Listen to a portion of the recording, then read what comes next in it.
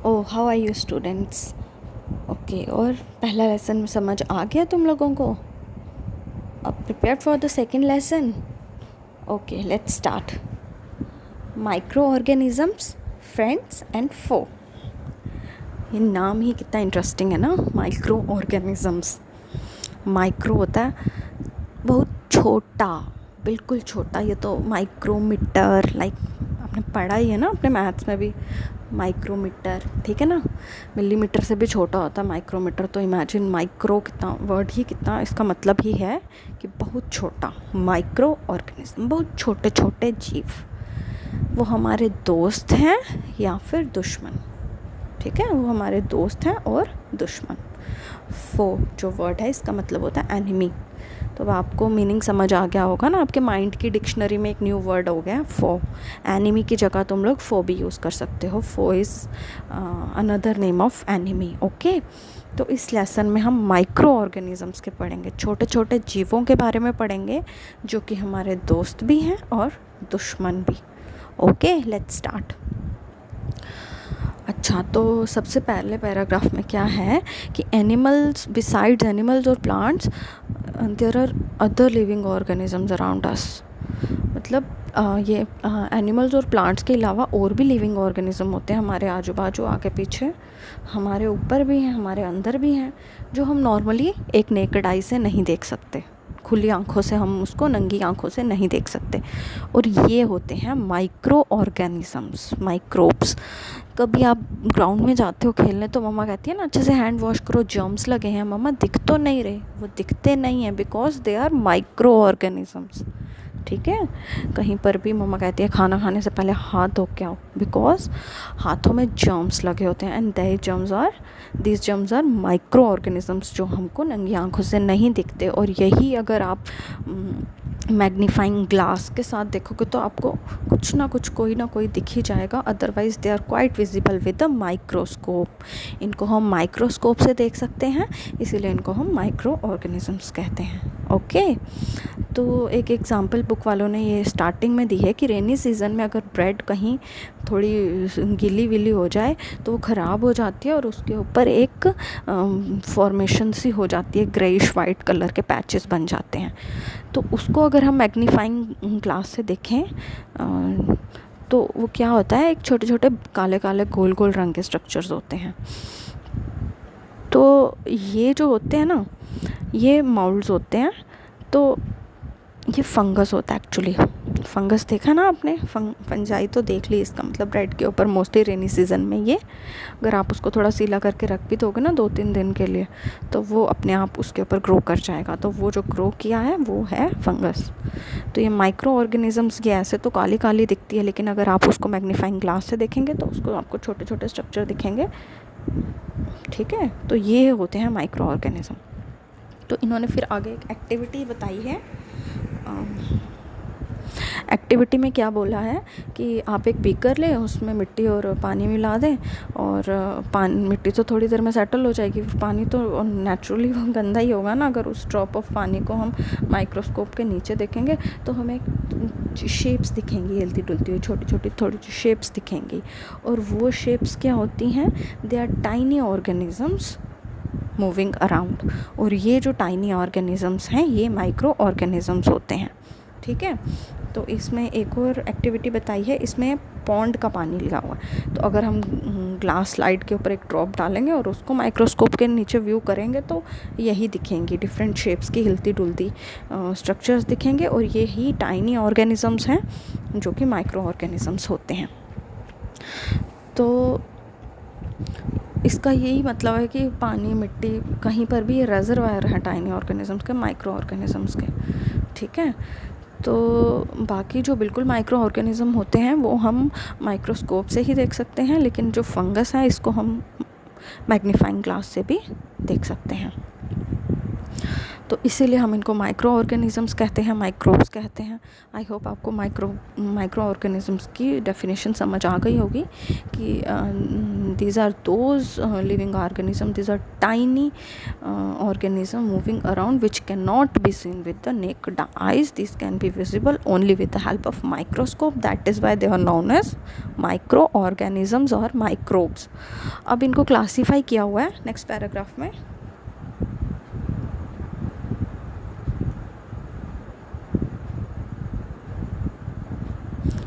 चार ग्रुप्स में। तो सबसे पहला है बैक्टीरिया, फंजाई, प्रोटोजोआ और एल्गी।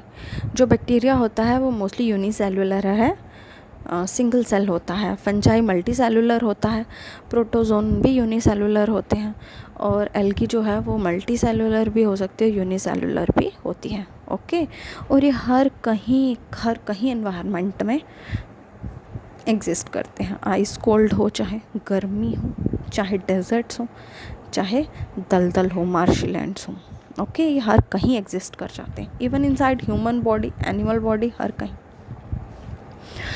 कुछ ऑर्गेनिजम्स, कुछ माइक्रो ऑर्गेनिजम्स तो दूसरों पे जो ग्रो करते हैं तो उनको हम पैरासाइट्स कहते हैं, और जिन पे वो ग्रो करते हैं वो होस्ट होते हैं। ठीक है, तो और कुछ जो हैं वो फ्रीली एग्जिस्ट करते हैं कहीं पर भी, जहाँ पर आप बैठे हैं, जहाँ पर आप खड़े हैं, जिस सरफेस को आप टच कर रहे हैं, तो हर कहीं माइक्रो ऑर्गेनिजम्स होते हैं। तो अब एक और ये माइक्रो ऑर्गेनिज़म की इन्होंने क्लासीफाई किया वायरस। वायरस जो हैं ये तो कभी अच्छे होते ही नहीं ना, ये तो हमेशा मतलब उनका रोल ही नेगेटिव है साइंस में। जब भी हम कहते हैं ना वायरस चिपड़ ना, ये कंप्यूटर में भी वायरस आ गया, but that is different virus जो ह्यूमन बींग्स को, ये ना ही लिविंग होता है ना ही नॉन लिविंग होता है। जब ये लिविंग सरफेस पे आ जाए तो ये इसको लिविंग बन जाता है, जब ये नॉन लिविंग सरफेस पे आ जाए तो नॉन लिविंग बन जाता है। ये रिप्रोड्यूस करता है होस्ट में जाके। जब भी ये होस्ट बॉडी में जाएगा, या होस्ट इसका बैक्टीरिया खुद भी हो सकता है, प्लांट भी हो सकता है, एनिमल भी हो सकता है, तो ये सब वायरस के बारे में इन्होंने बताया। होते ये भी माइक्रोस्कोपिक ही हैं, तो ये, लेकिन ये बाकी माइक्रो ऑर्गेनिज्म से डिफरेंट होते हैं, because they are very very very harmful, और ये मैक्सिमम मतलब और रिस्पॉन्सिबल फॉर कॉजिंग डिजीज़। तो इनकी पिक्चर्स भी इन्होंने बताई हैं। सबसे पहले ये बैक्टीरिया की पिक्चर्स बताई है। बैक्टीरिया की डिफरेंट शेप्स है, कोई लॉन्ग है, कोई स्फेरिकल है, कोई और भी होती हैं, बट इन्होंने फिलामेंटस लॉन्ग सा बताया है इसमें बैक्टीरिया। और ये एल्गी में इन्होंने दो पिक्चर्स बताई हैं, एक क्लेमाइडोमोनास और एक स्पायरोगायरा। एल्गी जो है कई आपने देखी होगी पानी में, कुओं में, कई बार ग्रीन कलर की, वो ऐसे लगता है ना उगी होती है कुछ, वो एल्गी होती है। तो प्रोटोजोआ इन्होंने अमीबा और पैरामीशियम की पिक्चर बताई है इसमें। तो नेक्स्ट जो है वो फंजाई, एक ब्रेड माउल्ड, ये ग्रेइश कलर के, ग्रीनिश ग्रेइश कलर बताया ना, ये फंगस है, ये जो ब्रेड पे उगता है। फिर एक पेंसिलियम और अनदर वन इज़ एस्परजिलस, ये एग्जांपल जिन्होंने बताई हैं। तो और रहा वायरस, अगर हम वायरस की बात करें तो देखो ये तो रोबोट्स की तरह लग रहा है ना, कितना डेंजरस लग रहा है ना वायरस। ये बड़े ख़तरनाक होते हैं, ये ह्यूमन बॉडी में लिविंग हो जाते हैं और नॉन लिविंग में जाकर नॉन लिविंग हो जाते हैं। इवन कि बैक्टीरिया, प्लांट, एनिमल जो भी लिविंग ऑर्गेनिज्म वहाँ जाएंगे होस्ट में, तो ये लिविंग हो जाएंगे और रिप्रोड्यूस करना शुरू कर देते हैं। तो नॉन लिविंग में ऐसे हो जाते हैं like they are dead only. Okay, तो अब हम इनके बारे में पढ़ चुके हैं। अब हम पढ़ेंगे, अब हमने बोला ना कि ये फ्रेंडली भी होते हैं और फो भी होते हैं, और फ्रेंडली माइक्रो ऑर्गेनिजम्स के बारे में अब हम पढ़ेंगे। तो अच्छा, इसके बारे में हम ये भी पढ़ लेते हैं कि ये कौन कौन से ऑर्गेनिजम्स ऐसे हैं जो डिजीज़ कोज करते हैं। तो जैसे कि हमारी बड़ी कॉमन सी एलिमेंट्स होती हैं, कोल्ड, इन्फ्लुएंजा और कफ्स, ये सारी वायरल इन्फेक्शंस हैं। नॉर्मली भी जब हमें खांसी वगैरह हो जाती है तो हम क्या कहते हैं, हम कह देते हैं ना भाई हमको क्या आया हुआ है, हमको वायरल आया हुआ है। क्यों वायरल आया है, मतलब कि ये हमें वायरस ने इन्फेक्शन कॉज की हुई है। और ये भी कहते हैं कि कोल्ड, इन्फ्लुएंजा, कफ, ये जो ऐसी बीमारियां हैं एक दूसरे से ये जो है कंटेजियस होती हैं। अगर किसी के सामने अगर हम खांसी कर देंगे तो वो वायरस ट्रांसफ़र हो सकता है, तो इसीलिए वायरल इन्फेक्शन में बड़ी ध्यान करनी पड़ती है। और बाकी इन्फेक्शन जो है पोलियो, चिकन पॉक्स वगैरह, ये भी वायरल इन्फेक्शन है। तो अल्दो इनके लिए तो काफ़ी कंपेन्स और कितना प्रचार हो रहा है कि वैक्सीनेशन दी जा रही है। तो चिकन पॉक्स तो इवन कि इसके वैक्सीन भी दी गई है, बहुत बच्चों को ये हुआ भी होगा, जिसको हम बेसिकली हम कहते हैं माता निकली है ना। तो वो चिकन पॉक्स होता है, वायरल इन्फेक्शन होती है। तो इट्स वेरी, ये बड़ी डेंजरस, मतलब डेंजरस ही कह सकते हैं, होती हैं। तो आगे जो है प्रोटोजोन्स जो है वो डायसेंट्री मलेरिया कॉज करता है, बैक्टीरिया टाइफाइड टीबी कॉज करता है। तो आपने देखा कि मोस्टली ये डिजीज़ेस जो मैंने बता दिया आपको, अब इनके एडवांटेजेस भी होते हैं। ऐसी बात नहीं है कि इनका हमें कोई फ़ायदा नहीं है, ऐसे ही नहीं लेसन का नाम उन्होंने बना दिया। ओके, तो इसमें क्या है कि माइक्रो ऑर्गेनिज़म जो है इसका बड़ा इम्पॉर्टेंट रोल होता है हमारी लाइफ में। तो ये बेनिफिशियल भी होते हैं बड़े तरीक़ों से। हार्मफुल का तो मैंने आपको बता दिया ना शॉर्टकट में कौन कौन सी डिजीज़ कॉज करते हैं। तो बेनिफिशियल के बारे में पढ़ेंगे अब हम। तो ये प्रिपरेशन ऑफ कर्ड,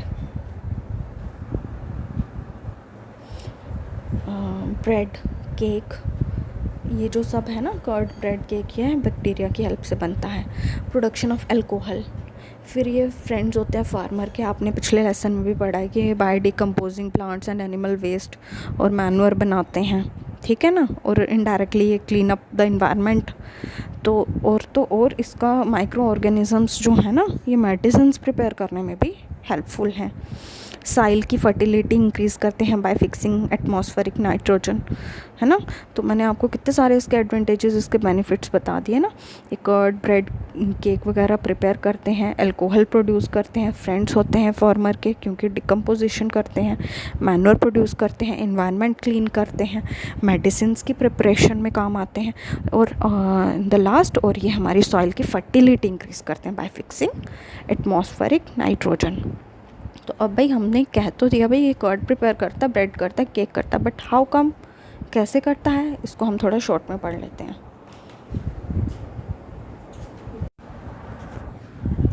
दही जो है वो भी बहुत सारे बैक्टीरिया कंटेन करता है, लैक्टोबैसिलस भी कंटेन करता है। तो जो लैक्टोबैसिलस है तो वो प्रोमोट करता है फॉर्मेशन ऑफ कर्ड। ओके, तो बैक्टीरिया जो है फॉर्मेशन ऑफ चीज़ भी करता है, पिकल्स भी करता है, और काफ़ी सारे फूड आइटम्स को प्रिपेयर करने में हेल्प करता है, ठीक है। लैक्टोबैसिलस जो है वो प्रमोट करता है फॉर्मेशन ऑफ कर्ड, और bacteria formation of cheese, pickles और अदर फूड आइटम्स भी फॉर्म करता है। तो जो रावा है, सूजी, इडली, भटूरा, ये सब जो हैं, अगर हम इसमें ये कर्ड डालो तभी बनते हैं, है ना। तो बैक्टीरिया जो कर्ड में है और यीस्ट जो है वो इंक्रीज़ करता है, वो ये कंट्रीब्यूट करता है फर्मेंटेशन प्रोसेस को। राइस इडलीज़ और डोसा बैटर जो बनाते हैं उसमें दही डालते हैं, यीस्ट डालते हैं, बिकॉज वो फर्मेंटेशन करता है, तो हमारी जो भी रेसिपी है वो अच्छे से बनेगी। ओके, खमीरे वर्ड सुना, हम आटा खमीरा करके खमीरे बनाते हैं आटे से, ठीक है ना। तो खमीरे बनाते हैं क्यों, आटे में हम क्या, उसमें यीस्ट डाला होता है या दही डाला होता है, गर्म पानी करके चीनी डालो और थोड़ा सा वो भी डाल दो। ओके, तो इस प्रोसेस को हम फर्मेंटेशन कहते हैं। तो ये फर्मेंटेशन प्रोसेस होता क्या है, फर्मेंटेशन प्रोसेस होता है, इसमें क्या है कि यीस्ट जो है रिप्रोड्यूस करेगा रैपिडली और कार्बन डाइऑक्साइड प्रोड्यूस करता है रेस्पिरेशन के दौरान। तो ये जो बबल्स होते हैं कार्बन डाइऑक्साइड के, ये आटे में फिल हो जाते हैं और उसके वॉल्यूम को इंक्रीज़ करते हैं। तो इस तरीके से जो यीस्ट है वो बेकिंग करता है, बेकिंग इंडस्ट्री में। तो ब्रेड बनाता है, पेस्ट्रीज बनाता है और केक बनाता है। ओके, तो ये जो इसकी यीस्ट की फर्मेंटेशन प्रॉपर्टी है, इसकी वजह से ये हमारे कमर्शियल यूज़ में बड़ा काम आता है। तो for the production of alcohol, wine, acetic acid जो कि विनेगर होता है, सिरका, ठीक है।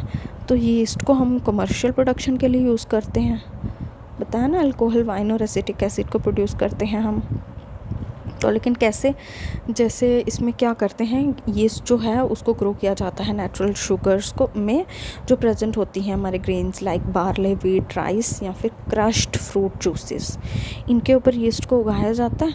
तो फिर फर्दर ये फर्मेंटेशन प्रोसेस करते हैं तो अल्कोहल और वाइन बनाई जाती है इनसे। ठीक है, फिर नेक्स्ट जो है वो एक्टिविटी इन्होंने क्या बताई है कि एक बीकर ले लो, उसको 3/4 पानी से भर दो, तो उसमें चीनी मिक्स कर दो और उसको 1/2 स्पून ऑफ यीस्ट पाउडर उस चीनी के सॉल्यूशन में डाल दो। फिर उसको कहीं गर्म जगह रख दो 4-5 घंटे के लिए। अब आप स्मेल करोगे, क्या आपको स्मेल आती है? तो ये जो स्मेल है ना, ये पता किसकी स्मेल है? ये अल्कोहल की स्मेल होती है, जो कि यीस्ट फॉर्मेशन, जो कि यीस्ट की वजह से आ रही है। तो ये जो प्रोसेस है conversion of sugar into alcohol, इसको फर्मेंटेशन कहते हैं। अब फर्मेंटेशन आपको समझ आ गई ना, ये क्या होता है? शुगर का कन्वर्जन इनटू अल्कोहल, तो इसको हम फर्मेंटेशन कहते हैं। तो ये फर्मेंटेशन जो है, देखो अब आप कितने बड़े साइंटिस्ट का नाम पढ़ोगे, लुईस पास्चर ने डिस्कवर करा इन 1857, ये याद रखना। ओके, तो अब हमने ये तो पढ़ लिया कि ये जो माइक्रो ऑर्गेनिजम्स हैं, बैक्टीरिया कर्ड कैसे बनाता है, बेकिंग कैसे करता है, ठीक है, और कमर्शियल यूज़ कैसा है इसका, तो अल्कोहल कैसे प्रोड्यूस करता है। अब हम इसकी मेडिसिनल वैल्यू पढ़ेंगे। मेडिसिनल वैल्यू जो है माइक्रो ऑर्गेनिजम्स की पढ़ेंगे। तो अब ये तो आपको पता है, जब भी आप बच्चे कोई बीमार होते हैं, आप डॉक्टर के पास जाओगे तो वो आपको एंटीबायोटिक्स देगा। एंटीबायोटिक्स चाहे in the form of syrup देगा, टैबलेट देगा, कैप्सूल देगा या इंजेक्शन देगा, पर वो आपको एंटीबायोटिक देगा। तो जो एंटीबायोटिक्स है ना, इनका सोर्स कौन है? ये माइक्रो ऑर्गेनिज़म, याद रखना। तो ये जो मेडिसिन है ना, ये किल कर देती हैं, स्टॉप करती हैं growth of disease causing micro organism. जो डिज़ीज़ कॉजिंग माइक्रो ऑर्गेनिज़म्स हैं उनकी ग्रोथ को ये स्टॉप कर देती है, और इन मेडिसिन को हम एंटीबायोटिक्स कहते हैं। हाँ,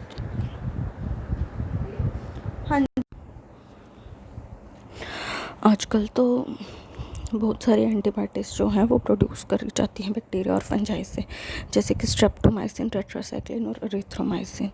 यहाँ पे एक बहुत इंपॉर्टेंट ऑब्जेक्टिव है कि एंटीबायोटिक्स कहाँ से प्रोड्यूस की जाती हैं, तो ये आपको पता होना चाहिए, बैक्टीरिया एंड फंजाई से। तो एंटीबायोटिक्स कैसे मैन्युफैक्चर की जाती हैं कि एक ग्रोइंग कोई एक स्पेसिफिक माइक्रो ऑर्गेनिजम्स को ग्रो किया जाता है, तो फिर वो यूज़ की जाती हैं काफ़ी वैरायटी ऑफ डिजीज़ को क्योर करने में। तो ऐसा है कि ये कैसे डिस्कवर हुई थी, 1929 अलेक्जेंडर फ्लेमिंग जो था वो कल्चर बना रहा था डिजीज़ उसका, से बैक्टीरिया का कल्चर, काइंड ऑफ पनीरी होती है ना, वो बना रहा था। तो सडनली उसको क्या ही फाउंड कि एक कल्चर जो वन ऑफ इस कल्चर प्लेट जो है, एक कल्चर प्लेट में spores of little green mould जो है वो उग गया है, और वो प्रिवेंट कर रहा है ग्रोथ ऑफ बैक्टीरिया।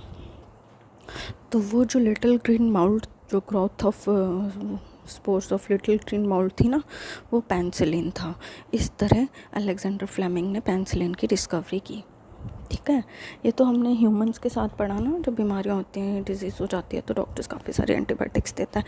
इवन कि हम ये एंटीबायोटिक्स एनिमल्स के फूड में भी मिक्स कर देते हैं, पोल्ट्री में भी, पोल्ट्री जो है उस वहाँ भी उनके फूड में मिक्स कर देते हैं, ताकि उनकी भी इन्फेक्शंस को हम अंडर चेक रख सकें। तो इवन कि ये एंटीबायोटिक्स जो हैं वो प्लांट डिजीज़ को भी कंट्रोल करने में हमारी हेल्प करती है। तो एंटीबायोटिक्स के बारे में ये बताऊंगी कि अगर हमें डॉक्टर प्रिस्क्राइब करे ना, तो हमें उसका पूरा कंप्लीट कोर्स करना चाहिए। उसकी रॉन्ग डोज बिल्कुल नहीं खानी चाहिए, और तब भी नहीं खाना चाहिए जब हमें रिक्वायर्ड नहीं हो, क्योंकि फिर वो रिड्यूस कर देता है इफ़ेक्टिविटी ड्रग की। जब हमें कभी भी ज़रूरत होगी फ्यूचर में, तो वो इतना इफ़ेक्टिव नहीं होगा। और अननेसेसरली तो हमें बिल्कुल नहीं खानी चाहिए, क्योंकि ये हमारी बॉडी के अंदर जो बेनिफिशियल बैक्टीरिया है उनको भी किल कर देता है। तो अगर हमें कोल्ड या फ्लू हो जाए ना, तो फिर एंटीबायोटिक्स बिल्कुल नहीं खानी चाहिए, बिकॉज़ वो तो वायरल इन्फेक्शन है ना। तो वायरल इन्फेक्शन में एंटीबायोटिक्स का कोई रोल नहीं है, वो बैक्टीरिया को ही किल करती है। ओके,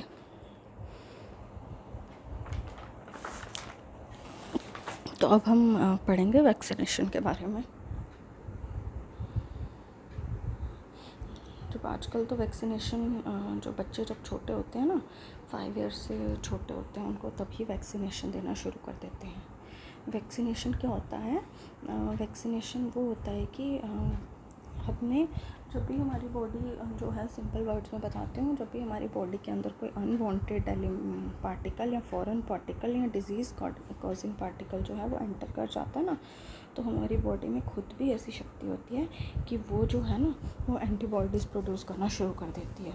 तो अब ये डिपेंड करता है कि वो जो जर्म्स हमारी बॉडी में एंटर किए वो ज़्यादा पावरफुल हैं, या जो हमारी हेल्दी बॉडी ने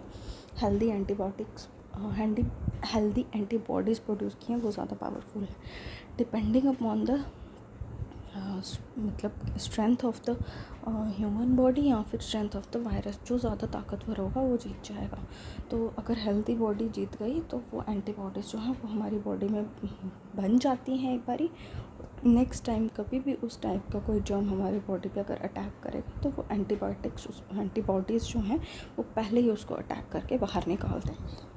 ठीक है, ये होता है कि हमारी बॉडी में नेचुरल डिफेंस मैकेनिज़्म होता है अपने आप को बचाने के लिए। इसीलिए कहते हैं ना, एक हेल्थ जो है बड़ा इम्पोर्टेंट रोल प्ले करती है इंसान को बीमारियों से बचाने में। तो इसी प्रोसेस पे वैक्सीनेशन का जो है, इसी मेथड पे वैक्सीनेशन का प्रोसेस काम करता है कि बच्चों को हम पहले ही बचपन में ही क्या करते हैं, एंटीबॉडीज़ दे देते हैं, ताकि फ्यूचर में कभी भी अगर उनको वो जर्म्स, वो वाली डिजीज़ वाले जर्म्स अटैक करें तो वो एंटीबॉडीज़ उनको पहले ही ख़त्म कर दे और वो डिजीज़ बच्चों को कभी हो ना लाइफ में।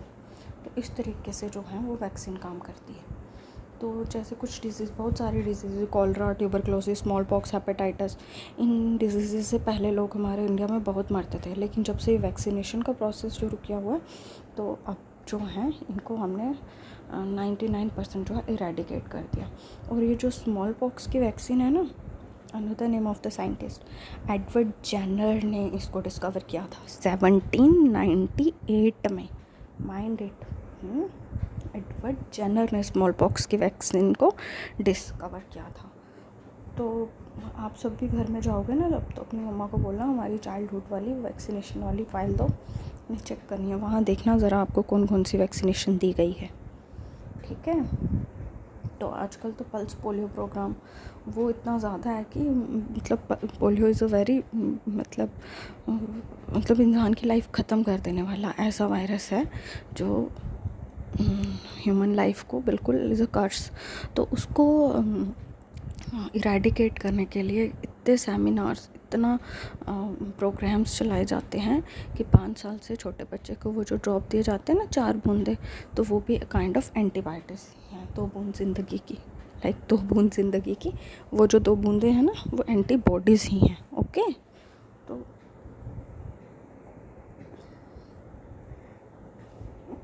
तो these days vaccines are made on a large scale from microorganisms to protect humans and other animals from several disease. आजकल तो माइक्रो ऑर्गेनिज्म बड़े पैमाने पे इनको ग्रो किया जा रहा है ताकि ह्यूमंस को और एनिमल्स को काफ़ी सारे डिजीज़ से बचाया जा सके।